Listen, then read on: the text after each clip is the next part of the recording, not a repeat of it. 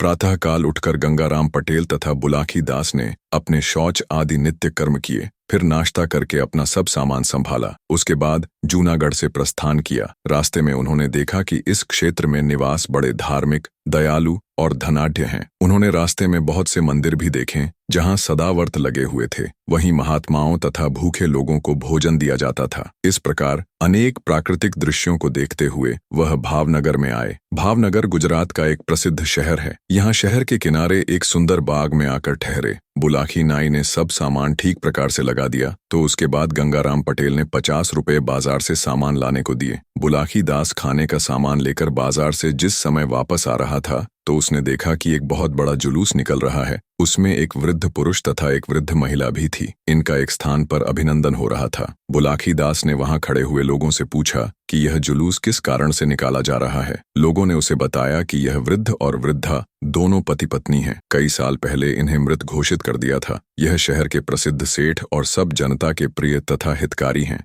इनके मरने के समाचार है। सब जनता बहुत दुखी थी, परंतु आज यह जीवित यहाँ आए हैं तो जनता ने इसी उपलक्ष्य में इनका जुलूस निकालकर खुशी मनाई है। जगह जगह दोनों का अभिनंदन हो रहा है। बुलाकी दास को यह बात सुनकर बड़ा आश्चर्य हुआ और वह कहने लगा कि कई साल पहले जो व्यक्ति मर चुके थे आज भी जीवित कैसे हो गए हैं और उनका जुलूस इस उत्साह से क्यों निकल रहा है। अपने मन में विचार करता हुआ बुलाकी नाई सामान लेकर पटेल जी के पास आया और उनके सामने सामान रखकर कहने लगा, पटेल जी अब तो मुझे आज्ञा दो। इतनी सुनकर गंगाराम पटेल कहने लगे कि मालूम होता है तुम कोई अजूबा चरित्र देख कर आए हो, तभी ये बात कह रहे हो। अब तुम पहले तो खाना बनाओ, खाओ। रोज की भांति सोते समय मैं तुम्हारी बात का जवाब दूंगा। गंगाराम पटेल की बात सुनकर बुलाकी दास पानी भर कर लाया, चूल्हा जलाया, फिर दोनों ने मिलकर भोजन बनाकर खाया। बुलाकी नाई पटेल जी का बिस्तर लगा दिया और हुक्का भरकर उनके सामने रख दिया। फिर बर्तन साफ कर अपना सब सामान ठिकाने पर लगाया और पटेल जी के पैर दबाने लगा और पटेल जी से बोला कि आपने कहा था कि सोते समय जो भी बात है उसका जवाब दूंगा, अब जवाब दो। इतनी सुनकर गंगाराम पटेल बोले,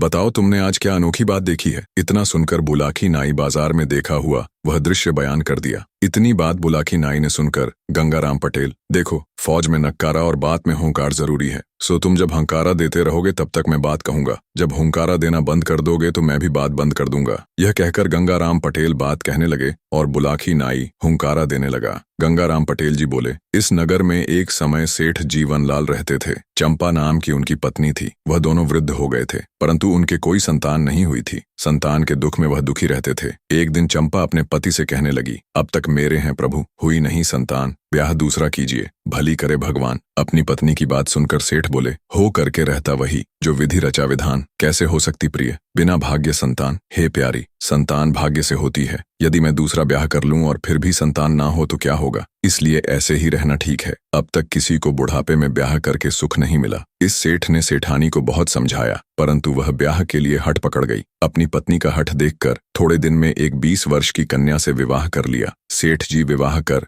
नई वधू को अपने संग लाए तो दरवाजे पर आकर नई पत्नी कहने लगी, अलग रहूंगी सौत से, सुनो नाथ चितलाए, कमरा मेरे लिए एक खाली दे कर आए। नई वधू की ऐसी बात सुनकर सेठ कहने लगा, पत्नी मेरी वृद्ध है, सभी गुणों की खान, मिलकर के उससे रहो, पाओ सुख महान। सेठ ने बहुत समझाया मगर नई पत्नी कहने लगी कि एक म्यान में 2 तलवार नहीं समा सकती। सेठ ने परेशान देखकर सब हाल अपनी पहली पत्नी से कहा, जिसे सुनकर उसने एक कमरा नई बहू के लिए अलग रहने को खाली कर दिया। नई बहू उस कमरे में आई और रहने लगी। सेठ का एक मुनीम था जिसकी उम्र लगभग 24 साल की थी। थोड़े दिन में नई बहू की उस मुनीम से आंख लड़ गई तो वह दोनों छिपकर अपनी वासना की तृप्ति करने लगे। मोहल्ले में मुनीम ने खबर कर दी कि सेठ पागल हो गए हैं। धीरे धीरे सेठ के पागल होने की खबर सब नगर में फैल गई। सेठ ने यह बात सुनी तो उसे बड़ा दुख हुआ परंतु उसकी समझ में कोई बात नहीं आई। सेठ की पहली पत्नी ने मुनीम और सेठ की पत्नी का व्यवहार ताड़ लिया था। वह अपने पति से कहने लगी कि तुम्हारे मुनीम ने तुम्हारे पागल होने की खबर उड़ाई है, उसके नए बहू से दूषित संबंध हैं। यह लोग किसी षड्यंत्र से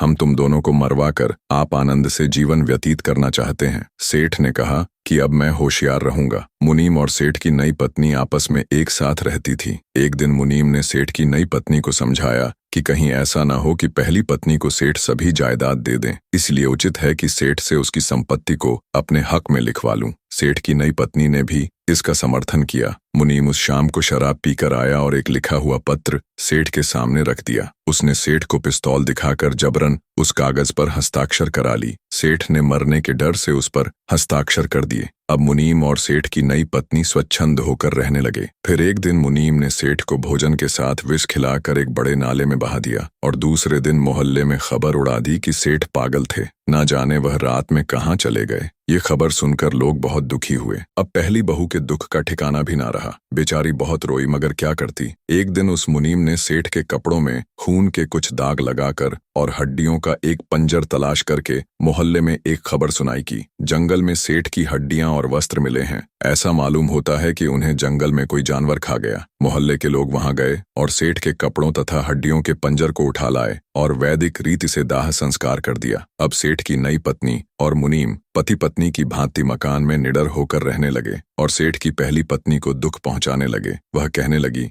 मैं सेठ की पत्नी हूँ, उसकी संपत्ति मालिक हूँ। मुझे सेठ के मरने की बात में भी बहुत लोगों का षड्यंत्र दिखता है। मैं यह सब पुलिस को बताऊंगी। यह सुनकर मुनीम और सेठ की नई पत्नी ने विचार किया कि अभी मामला ताजा है, इसलिए थोड़े दिन तो इसे सुख से रखना चाहिए, जिससे यह सेठ को भूल जाए। फिर इसका भी कुछ इंतजाम कर देंगे। यह विचार कर सेठ की नई पत्नी ने बनावटी प्रेम दिखाकर उसकी खुशामद की और कहा, तुम मुझसे बड़ी हो, मैंने बड़ी भूल की है जो तुम्हें कष्ट दिया है। अब कष्ट नहीं दूंगी, तुम्हें बड़ी बहन बनाकर रखूंगी। जिस नाले में सेठ को जहर खिलाकर फेंका गया था, आगे चलकर उसके किनारे एक महात्मा की कुटिया थी। महात्मा की नजर सेठ की लाश पर पड़ी तो उसने उसे निकलवाया। उसने देखा कि यह मरा नहीं है, बल्कि किसी ने जहर खिला दिया है। महात्मा ने जड़ी बूटियों से उसका इलाज किया तो सेठ का विष उतर गया और उसे होश आ गया। महात्मा ने उसे अच्छी तरह रखा, जिससे कुछ दिनों में वह स्वस्थ हो गया। वह सेठ महात्मा का शिष्य होकर उसी स्थान पर भगवान का भजन करने लगा। अब उसका हृदय समाज से ऐसी घृणा करने लगा कि उसने अपने घर जाने का भी विचार छोड़ दिया। उधर मुनीम आनंद पूर्वक सेठ की नई पत्नी के साथ विहार करता रहा। एक दिन उसने पहली पत्नी को भी विष देकर नौकर से रात में उसी नाले में फेंकवा दिया और महल में खबर कर दी कि सेठ की मृत्यु से दुखी होकर उसकी पत्नी भी न जाने कहाँ चली गई है। जब यह बात मोहल्ले वालों ने सुनी तो उन्हें बहुत दुख हुआ, परंतु करते भी तो क्या करते। सेठ की वृद्धा पत्नी की लाश भी उस नाले में बहती हुई उसी महात्मा की कुटिया के पास पहुंची तो महात्मा ने उसे भी निकलवाया और उसका भी जड़ी बूटियों से इलाज कर विष दूर कर दिया। जब उसे होश आया तो सेठ ने बताया कि यह तो मेरी पत्नी है। यह सुनकर महात्मा बहुत प्रसन्न हुआ और स्त्री को भी वहीं रखा। जब वह स्वस्थ हो गई तो उसने भी उस कुटी पर रहकर भगवान का भजन करने का विचार किया और अपने पति के सहित कुटी पर रहकर भगवान का भजन तथा महात्मा और अपने पति की सेवा करने लगी। महात्मा ने उन दोनों को समझाया कि जल्दी से जल्दी ही ऐसा समय आने वाला है कि मैं तुम्हें इस कुटी से तुम्हारे मकान को ले चलूंगा। पति पत्नी दोनों ने महात्मा की आज्ञा शिरोधार्य मानकर उनके वचनों को मानने का वचन दिया। थोड़े दिन के बाद मुनीम ने सोचा कि सेठ और वृद्ध सेठानी का अंत हो चुका है। मेरी इन बातों का पता सेठ की नई पत्नी को ही है। यदि इसको जान से मरवा दिया जाए तो मैं इस सेठ की सभी जायदाद का अकेला मालिक बन जाऊं। उसने जिस नौकर से सेठ सेठानी को जहर दिलवाया था उसे 5,000 रुपये देने का वादा करके अपनी ओर मिला लिया। रात में सेठ जी की सोती हुई नई पत्नी को भी चाकू से गोद दिया और उसी नौकर से गड्ढा खोदवाकर उसमें गड़वा दिया। जब नौकर ने 5,000 रुपये मांगे तो उसे मारने को पिस्तौल दिखा दी। नौकर मुनीम की मनसा समझ गया और वहां से भागकर पुलिस के दफ्तर में गया और सेठ सेठानी को विष देने तथा नई सेठानी को जान से मारने की सभी बातें पुलिस को बताई। पुलिस अधिकारी मकान पर छापा मारकर सेठ की नई पत्नी की लाश गड्ढे से निकालकर मुनीम को गिरफ्तार कर जेल भेज दिया। जब यह समाचार एक दिन महात्मा ने कुटी पर सुना तो उसने सेठ सेठानी को सम्मान पूर्वक उस नगर में भेजा। लोगों ने सेठ सेठानी को पहचान कर बड़ी खुशी मनाई और उसी खुशी में जुलूस निकालकर उनका जगह जगह पर सम्मान किया। हे बुलाखी, लोग सच कहते हैं, बुराई का फल बुरा होता है और भलाई का भला। तुम जिन सेठ सेठानी का सम्मान होते हुए देख आए हो वह यही दोनों पति पत्नी है जिन्हें उनके मुनीम ने षड्यंत्र करके मृत घोषित करवाया था।